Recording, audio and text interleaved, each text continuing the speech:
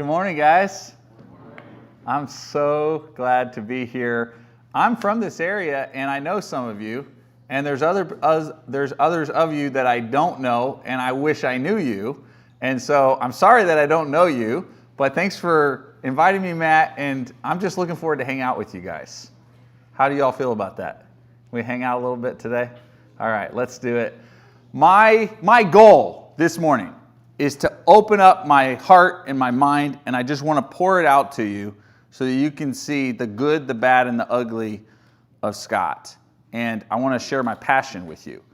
And my life and my story is a story of brokenness. And I'm guessing that if you all were to share your story with me, it would be full of brokenness too.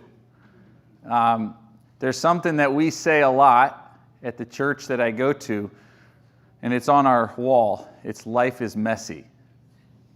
Would you all agree with that? Life is messy. And I guess there's no sense in pretending it's not. And so what I'd like to do this morning is just share a little bit of my heart and my passion with you. And I hope that when we leave, that all of us will have a greater sense of our calling and our responsibility, and we'll feel like we can actually do it. And that's what I really want to share with you today.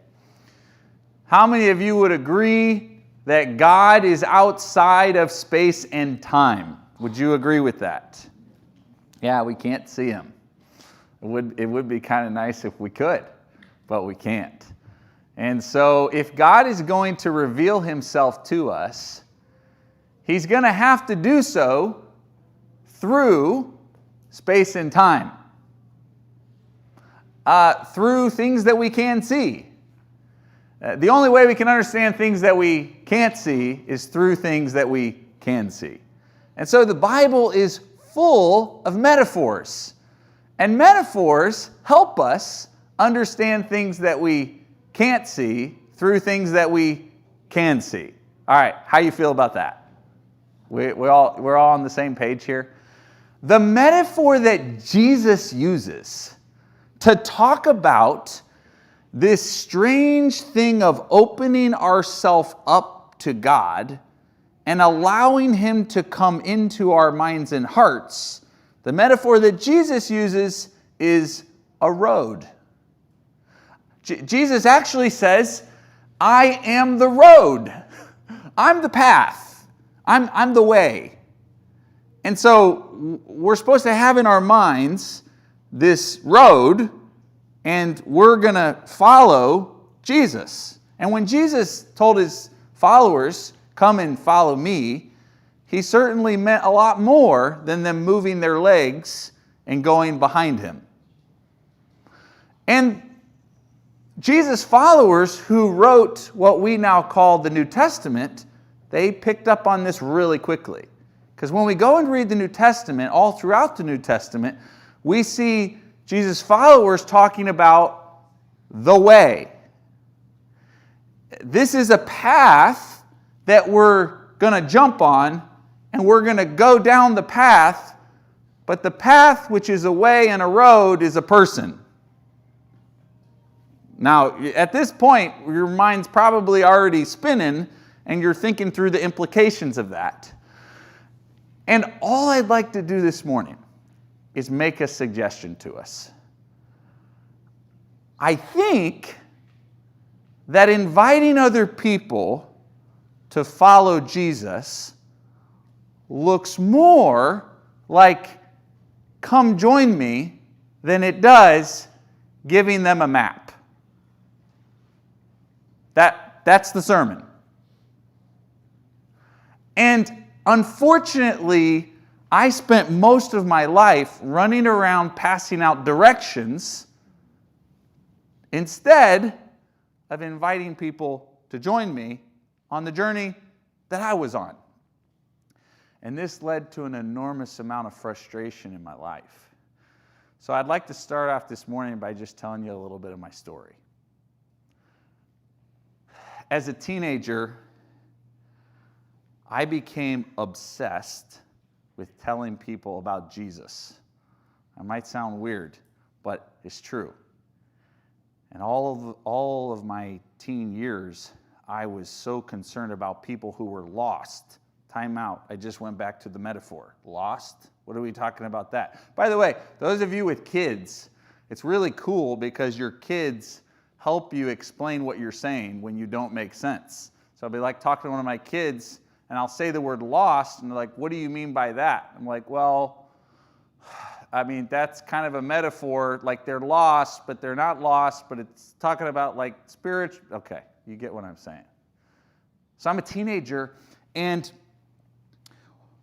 what I used to do when I was a teenager is I would leave my neighborhood where all the people, like I had a bunch of kids my age in my neighborhood, but I would leave my neighborhood with a bunch of my friends, and we would leave our county in the car, and we would drive to Chicago to a place I'd never been, and we'd get out of the car, and we would go up to random strangers that we had never met.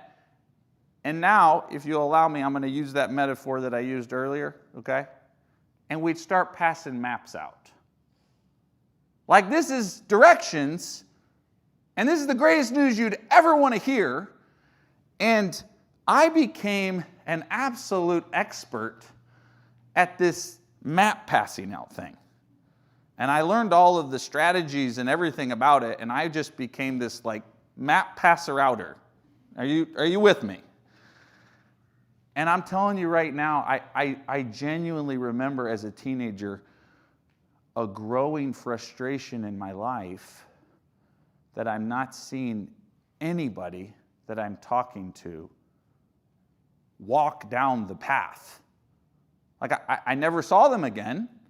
And the people that I did see again, which was all the kids in my neighborhood, I had no relationship with, and I didn't have time to have a relationship with them because I was so busy passing out maps to strangers. Well, I'm a teenager, and I'm starting to get real passionate about this, and so I decided to go off to Bible college, and I got to like go from 101 to 201, and at the 201 level, I mean, this is where we really start to crank it up. Like you're passing maps out like not enough, and you got to crank it into second gear, and so at Bible college, I made some pretty big goals. One of these goals is I decided that I'm not going to do this once a week anymore. These people are lost. They're without Jesus. They need hope. I'm doing this every day. I heard some preacher get up. That's what he said you're supposed to do. I said I'm going to do it. Anybody want to take a guess how long that lasted? I think like 4 or 5 days. And I kind of got tired of it. And I just was walking up to people in the Meyer parking lot, and they're just like, no thanks, dude. And man, the frustration.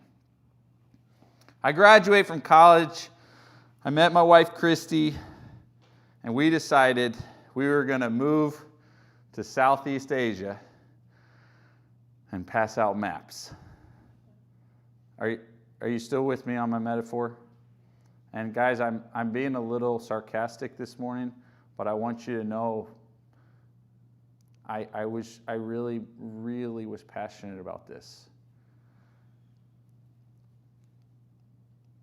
I went through a crisis of faith 6 months before we moved to Thailand.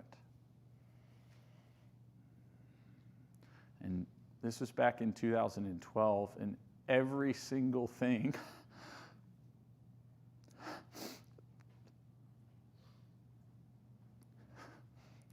that my faith rested on was gone.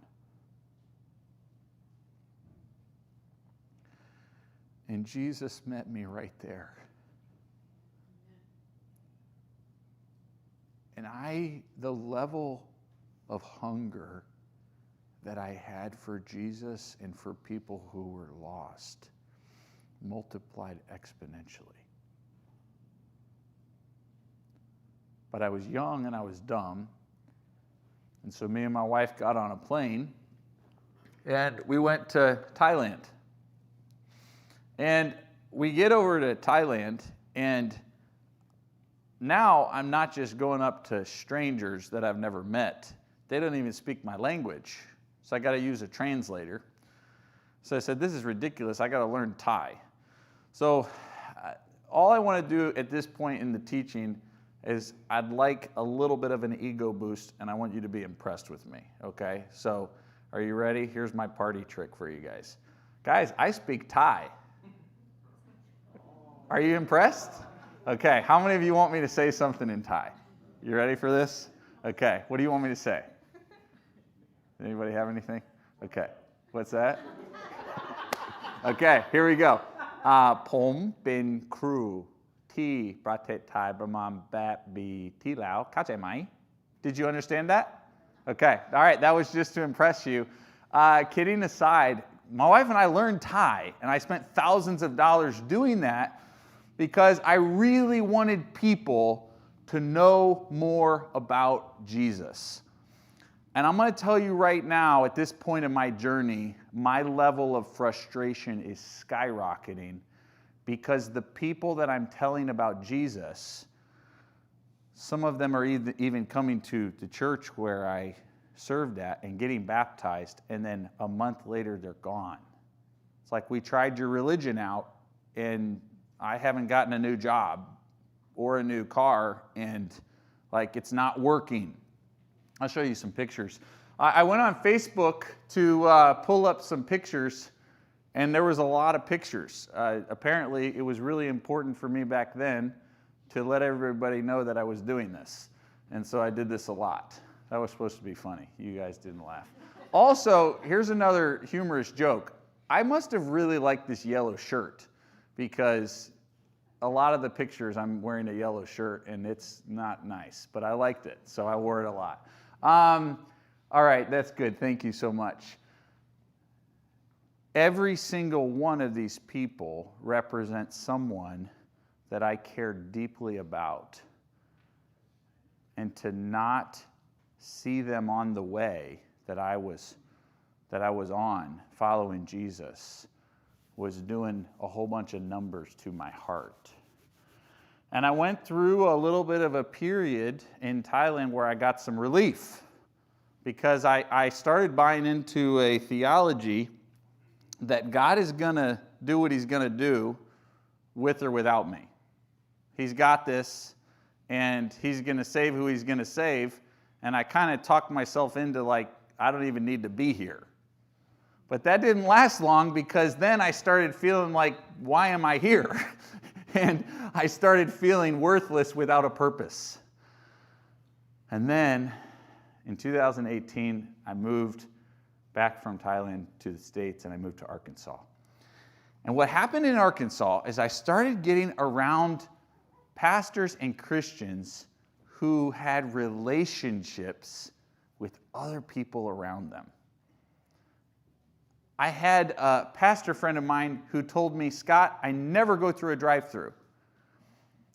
I only go inside because I want to build relationships. And then I would go in a restaurant with him, and he knew everybody's names.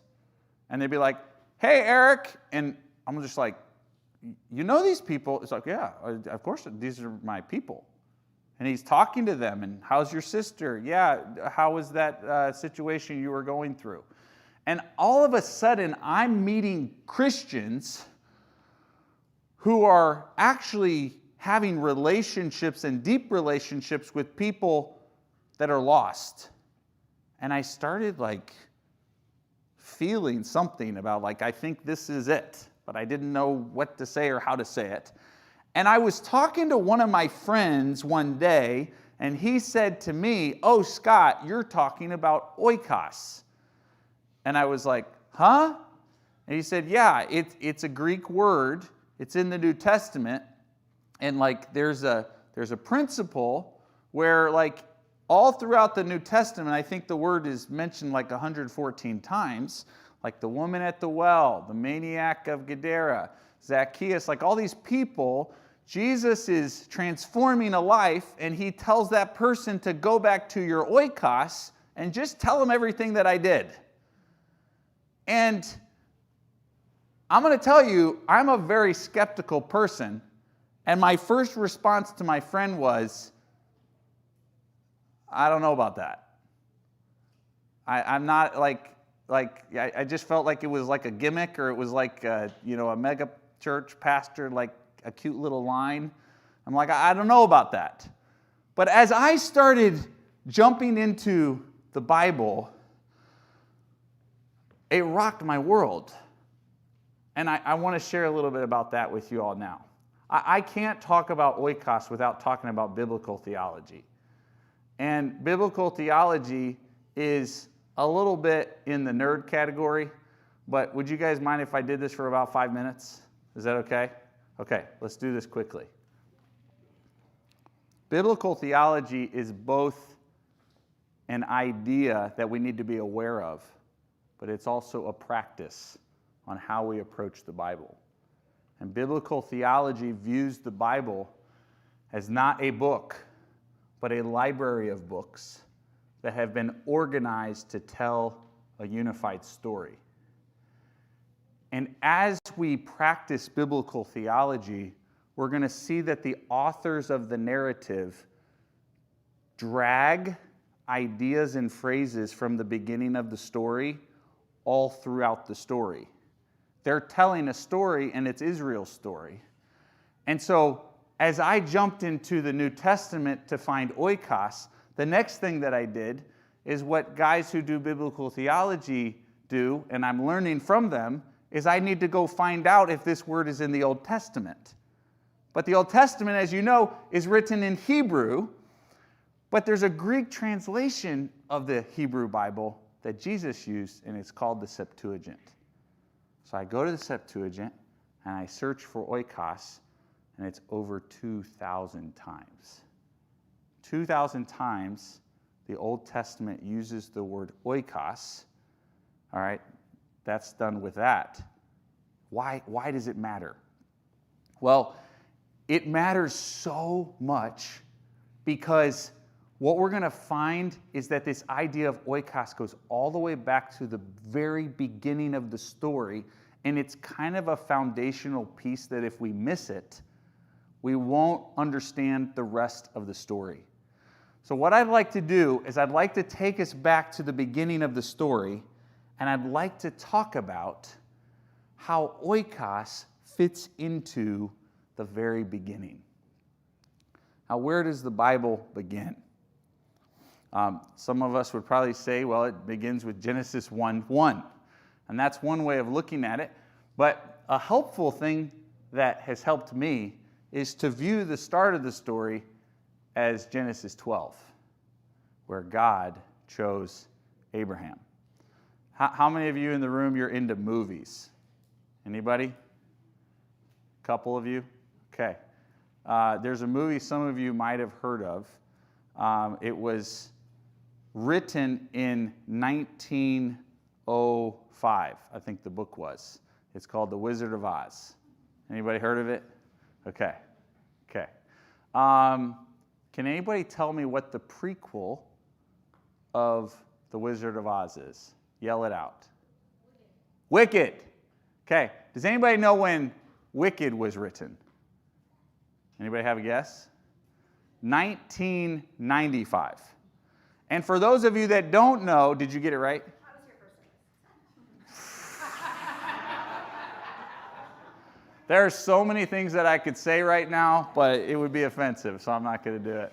No, I love it. That was so good. We have 2 services at Hamilton Hills, and once a month I teach in kids' church, and they do the same thing. It's so fun. I love it. So, good job. You got it. Now, Wicked, for those of you that don't know, is the prequel to The Wizard of Oz. It's like the backstory, what happened before. Okay? Am I wrong on this? You're shaking your head no. It's wrong. It's wrong? It's Joyce. What is it? Tell us. Because Wicked was written in 1995. There's actually prequels of there's a whole series of Oz books, if you really want to know. Kind of like a whole library of Bible book, Okay, but did it happen before? Is it about, here's my question. Is it about what happened before the movie Wizard of Oz or the book? It's the whole history of it. Yes. Okay. So here's my question. This is great, by the way. And no, I'm going to ask you not to feel bad because actually it makes me really comfortable when I'm teaching, when I can interact with you. So here's my question. Which came first, The Wizard of Oz or Wicked? Now, there's a reason you're struggling to answer this question, because The Wizard of Oz was written in the early 1900s, and Wicked was written a long time after it, but Wicked is about what happened before it.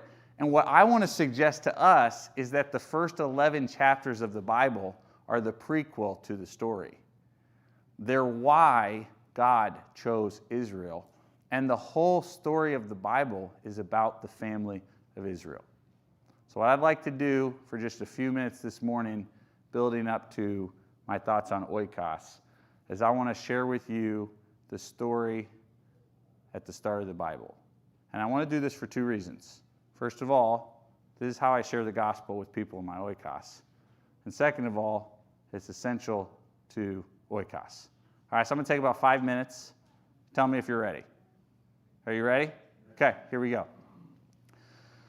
The Bible starts off with two narratives, the creation narrative and the Eden narrative.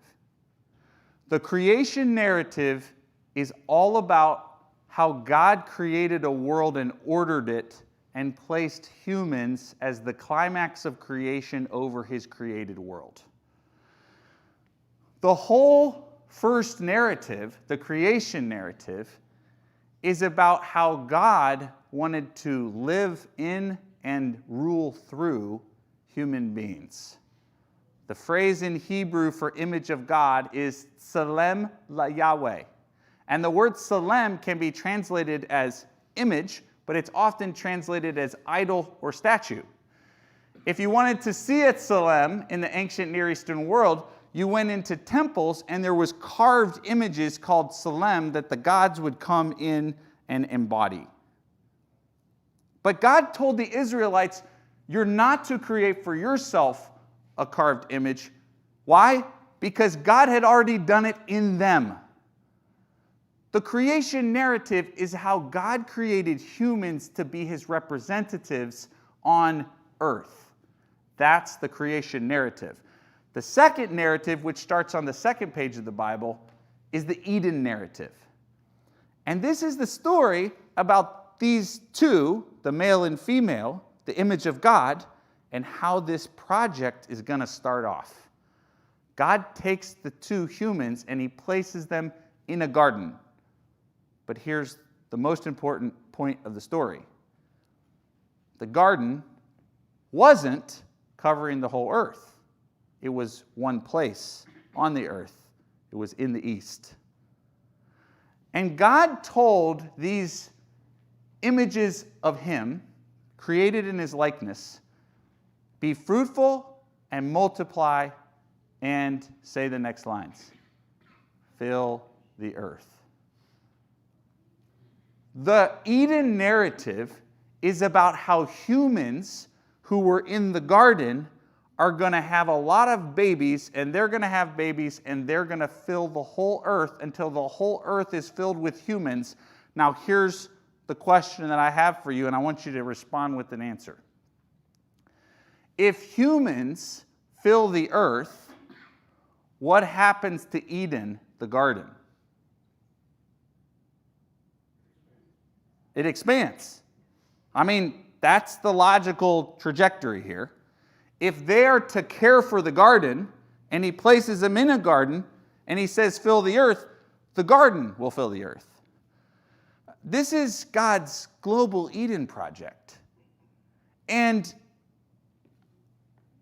I think this is really fascinating. And I want to take a second, and I want to do a little thought experiment on this. Can you imagine a world full of 9 billion people who all acted like Jesus?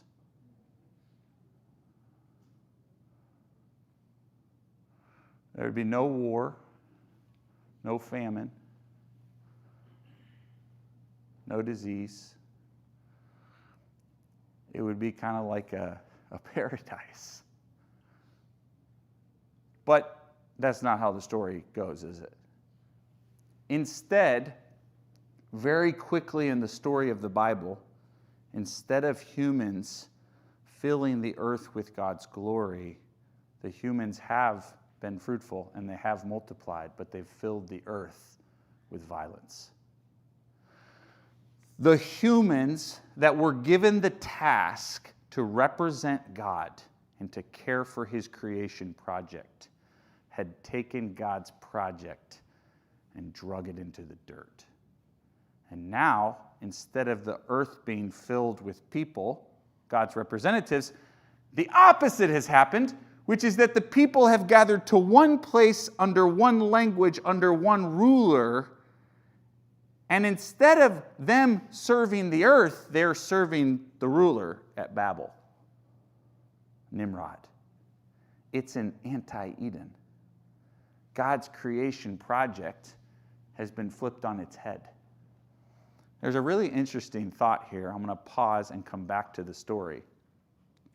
But the word oikos comes up a whole lot during the Greco-Roman world around the time of Jesus.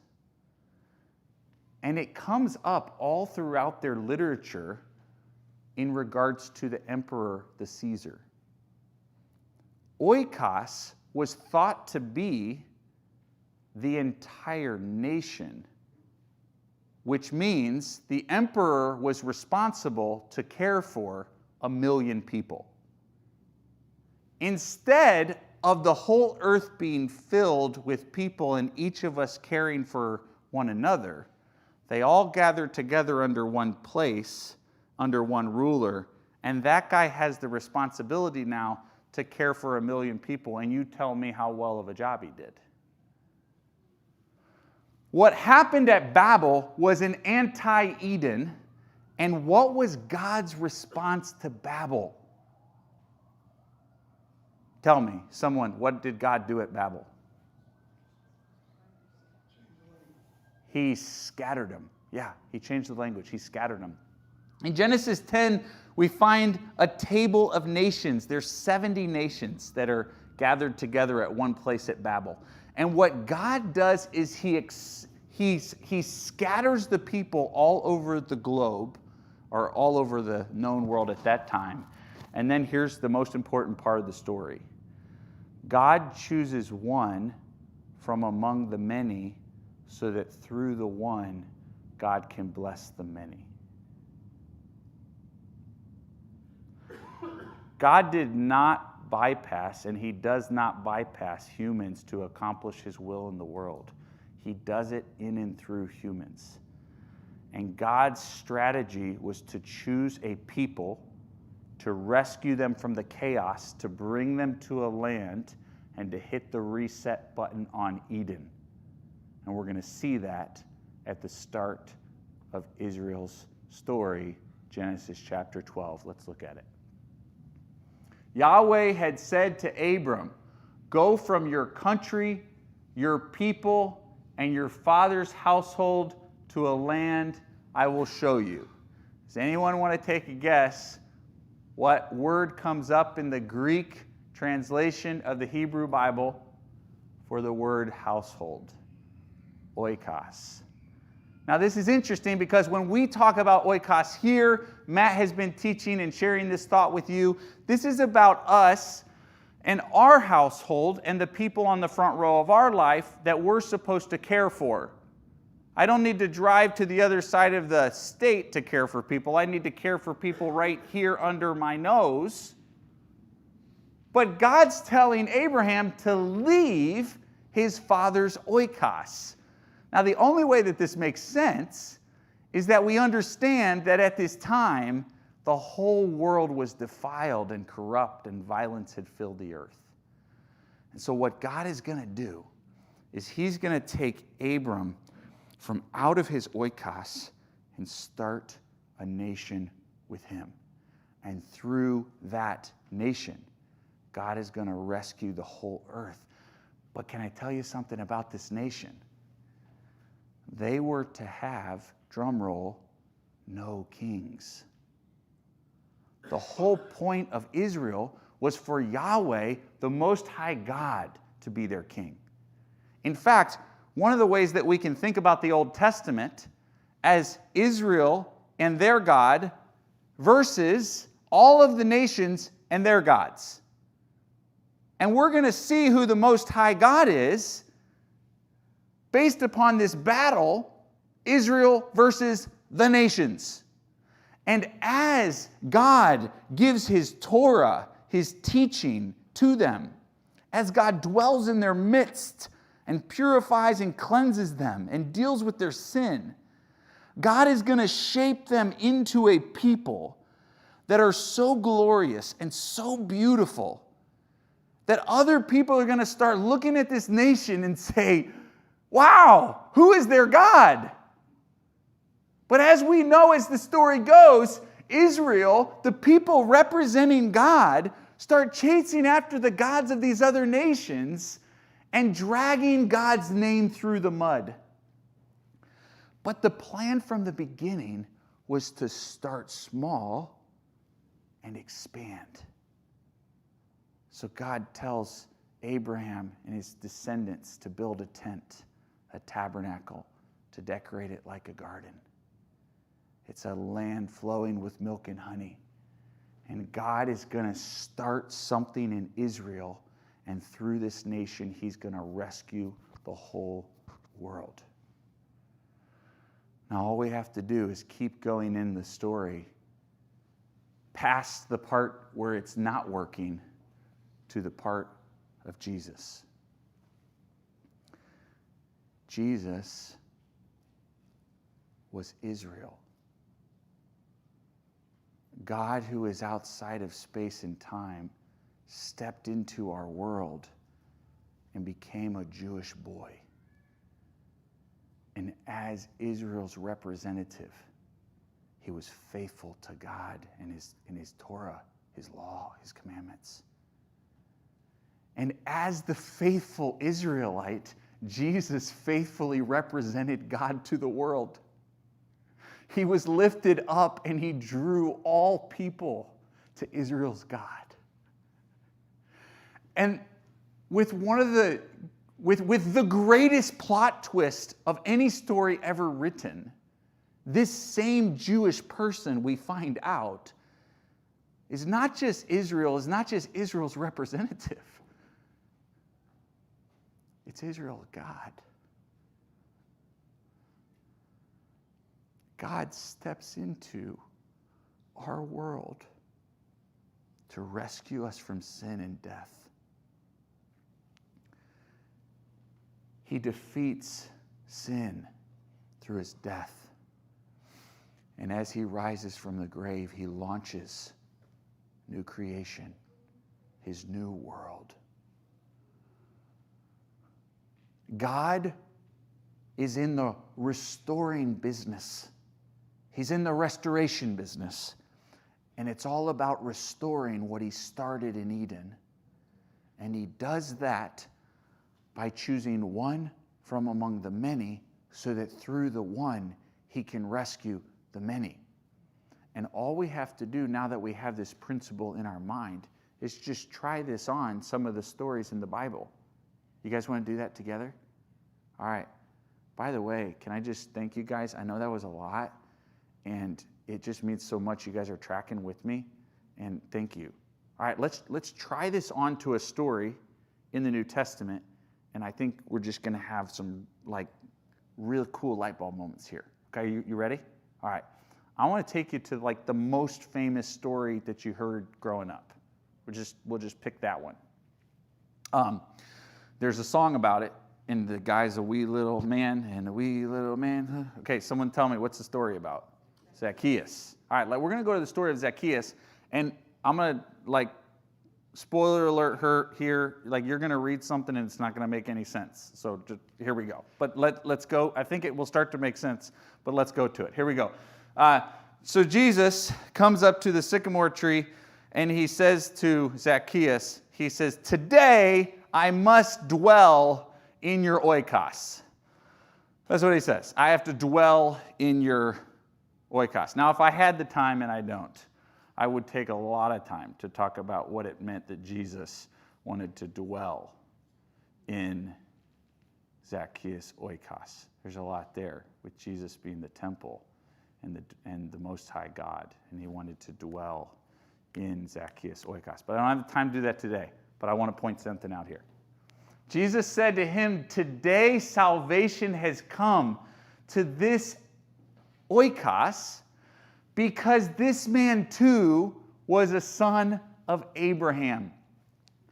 Now, I love to introduce people to Jesus, and I know you do too. And on a regular basis, I get a chance to share the good news, the Global Eden Project, Jesus as Israel's representative and Messiah and King and God. And I'm sharing this with my neighbors by the pool last week.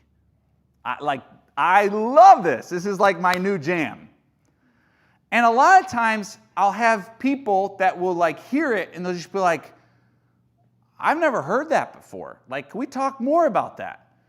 And then they'll start doing coffee with me and they'll start coming to my church. And on a regular basis, I pick up the phone and I want to tell a friend. A lot of times that friend is Matt.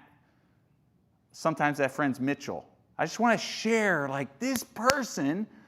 And normally when I share a story about how someone did the thing, I might use a word like they came to Christ, or they followed Jesus, or they gave their life to Jesus, or they accepted Jesus, or you might even say they asked Jesus into their heart, which is a really cool thing.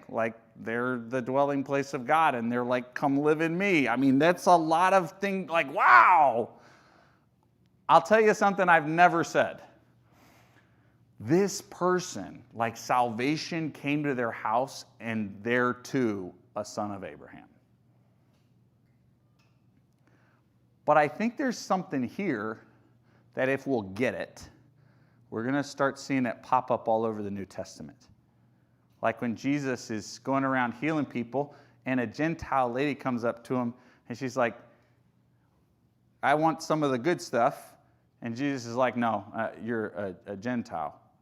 And we're like, what's going on here? And the girl's begging, she's like, well, even dogs get little scraps from the table. Can you just give me some scraps?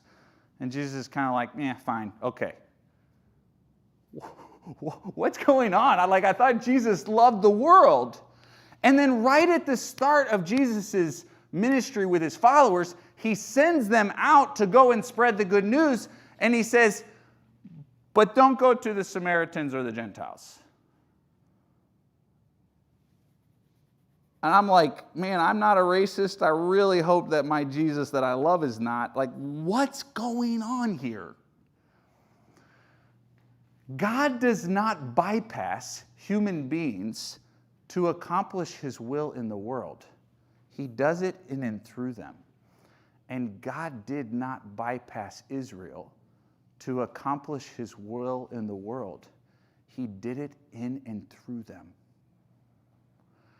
Jesus came to rescue Israel so that Israel could do the thing for which God created it to do, which was to be a light to the world, to show the world who the Most High God is.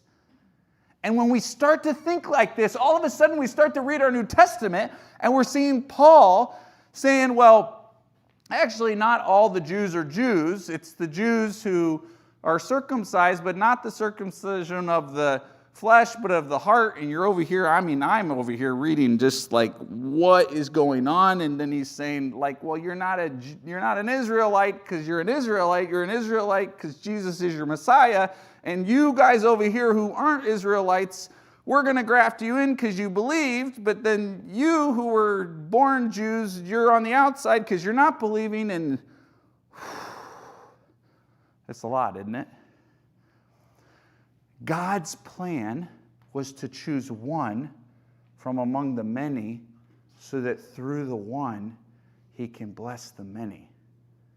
That's what he did with Abraham. That's what he did with Jesus. That's what Jesus did with Zacchaeus. That's what Jesus did with the maniac of Gadara. That's what Jesus did with the woman at the well.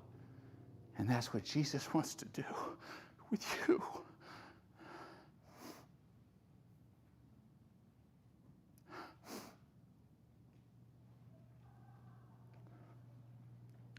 God created you so that he could live in you and rule the world through you. But the moment I start trying to be the king and trying to do too much, I take on more than I can take, and I collapse under the weight of my own exaltation. Every single person in this room is extremely important and valuable, and none of you are more important than the next. Everyone has equal responsibility.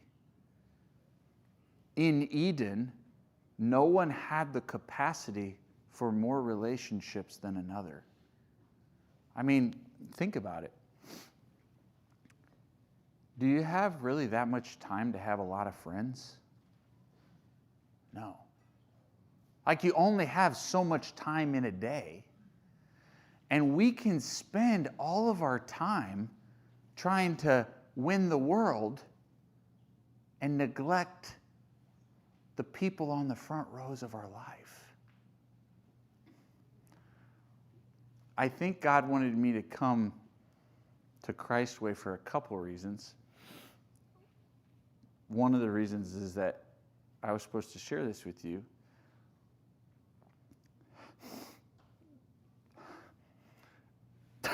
But another reason is because God wanted me to hang out with Kelsey.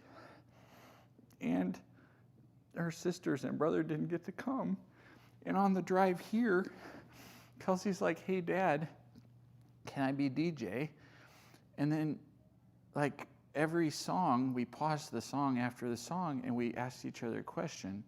So I asked her a question, then we played a song, and she asked me a question. And I told her last night, I was like, "Kelsey, I know I don't get sentimental with you very much, but can I be sentimental?" She's like, "Okay, Dad." I was like, "Kelsey, I really like hanging out with you." And she's like, "Me too, Dad." And we just had so much fun. And we talked about what it means to be a Christian and oikos and my upbringing and a lot of mistakes that I've made.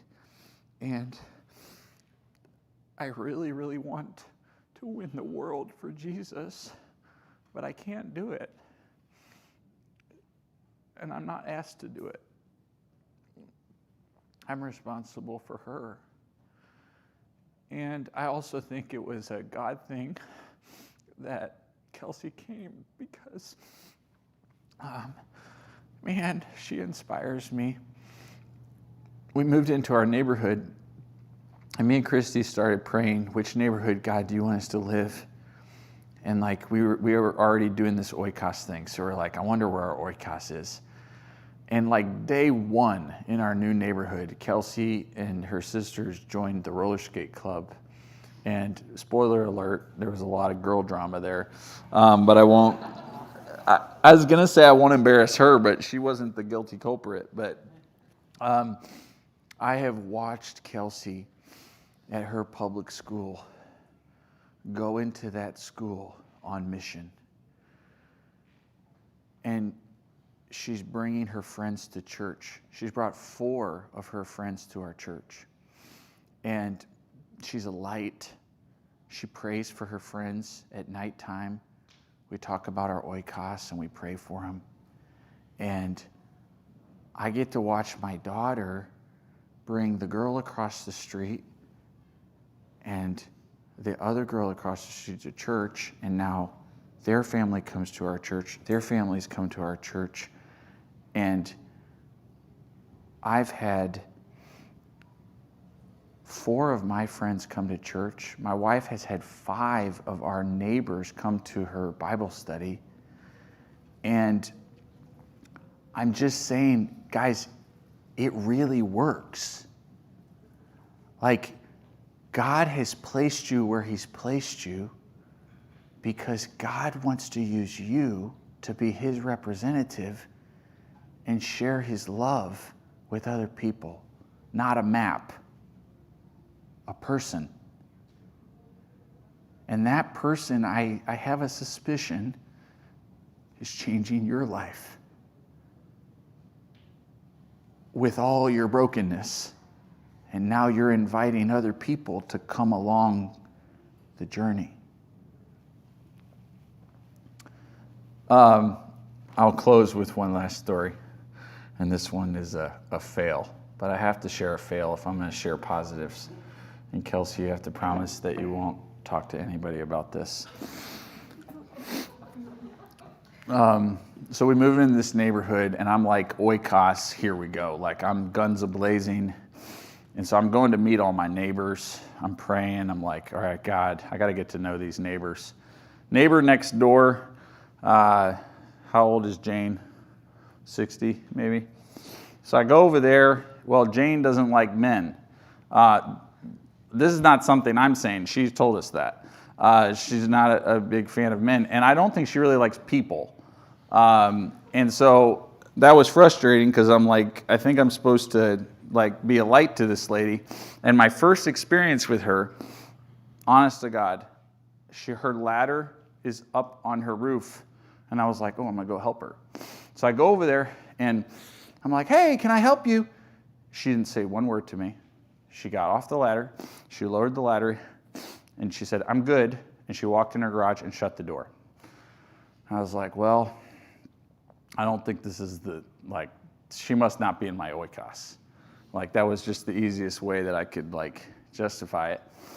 After about a year of really trying so hard to have a relationship with her, I cracked her.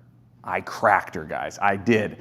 And my wife will tell you this. Like, Jane loves Scott. Like, she makes stuff for me now and makes cookies and Jane loves me. But the first time that I realized we're going to have a relationship, she was in her front yard and I walked over there. And if I remember correctly, I think my son had fallen down and scraped his knee. So it was like a conversation starter. And I'm standing there 45 minutes later still talking to her. And I'm like, dude, it's happening. And I did the stupidest thing I could have done. And it was not led by the Spirit. I invited her to church. I was so eager to get her to Jesus. And I was like, hey, I'm teaching this Sunday. Do you want to come?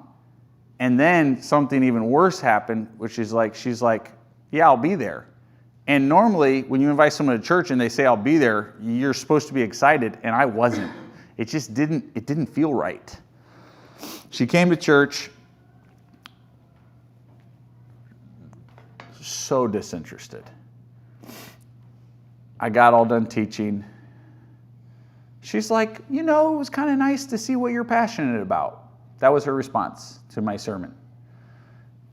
She has never been back. That was 2 years ago. And I share that with you because I really want us to think about this oikos thing not as some strategy or statistic, but these are real people just like you're a real person. And none of us have our mind changed overnight. None of us like to be shocked into the truth. Coming to the truth is something that takes years of time. And I'll tell you who I'm not going to open up my heart to is someone I just met. It has taken me years to build a relationship with a mentor who I've given permission to say, Scott, I think you're wrong on this. I have 3 really close mentors in my life, and Matt's one of them. And I'll call him when I'm having Marital problems, yes, I'm sorry to shock you. I fight with my wife. I call Matt when I'm having problems at my job. It's hard being a pastor. And finding someone who can take your stubborn heart and be patient with you and give you the truth is really, really hard. And I think what God wants to do through you is, as He's changing your life, invite you to be part of what He wants to do in others. And you do that by slow and steady. We talked last night about the gas and the brake. And I'm learning with relationships that I need to use the brake a lot more than I need to use the gas. Yeah. And me and Kelsey have been talking about this. Like, you can't just run up to a stranger and talk to them about, like, the most important thing they've ever wanted to talk about. So I'm all done. I want to challenge us this morning to realize that every single person in this room is the image of God that God wants to use to transform His world, but none of you are the king. You're all important, but you're not the king. And you get to participate, but you don't have to participate. And God's inviting you to participate. So if you're like me and your inclination is like, let's do this all tomorrow, calm down, boy. But there might be some of you where you've seen enough of guys like me where you're like, man, that guy went to Thailand, he learned the language. Man, I can't believe what he's doing for God. I could never do anything for God. Oh my goodness, what a joke. No, God has you right where He has you. And you already have the people around you right now. You don't have to go find them. You already know them. And now you just have to start praying for them and being intentional about how you approach them. And God's going to use you to bring His light and His good news to your oikos, to the people on the front rows of your life. Matt?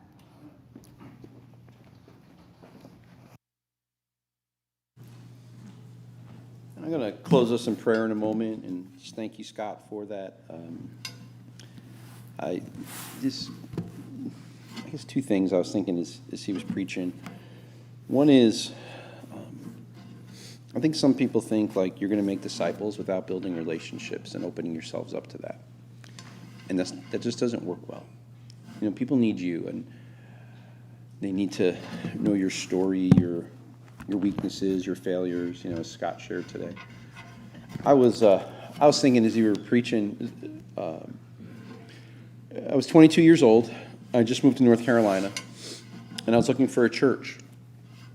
And I went to a church that some people had recommended, and it was just well regarded. And I went to the church, and no one talked to me. And I was sitting maybe kind of like back where Sarah and Steve are sitting in this church relatively, and this old lady walks up to me, and she's like in the pew in front of me, and she's just like staring at me, and she's sorting through her purse or looking for something. And I remember thinking, I don't know, I was like, I feel like this lady's gonna give me a Starlight Mint. That's what I was thinking, like, you know, like in her big bag, like she was gonna pull one out. And the lady literally pulls out a gospel tract and goes, and like shows at me, and I took it, and I said, thank you. And literally, she didn't talk to me, like no one said hi to me. The next week, I went to a church. I didn't like the service at all. I thought it was kind of strange. And an elderly couple came and talked to me for half an hour. And they said, you gonna come back next week? And I thought, yeah, probably. I didn't even like the church. I really didn't even like the church. And I don't know how God works. I think if that elderly couple had not talked to me, that's the church I got called to preach from. Like, that's a church, like, you know, where God did a great work in my life. And it's crazy to think about just when you open yourself up to people and for the sake of Christ.